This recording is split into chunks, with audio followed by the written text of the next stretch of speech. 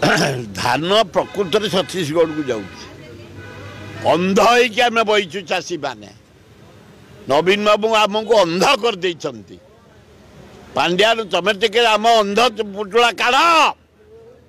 आम चाषी 82 भागे चाष कले आम चुली जड़े चषा घरे आम जन्म मंडी की धान जाऊनी मंडी की रास्ता नहीं मंडी इलेक्ट्रिक नहीं मंडी पीवा पानी व्यवस्था नहीं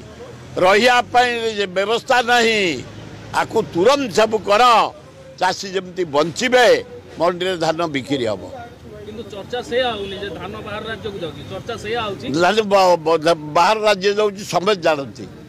से क्षांत पाइबापी तुरंत बांडी गुड़ी को रिपेयर करी इलेक्ट्रिक पीवा पानी रही व्यवस्था सब करने आपण मान जरिया मुझे नवेदन करूँ।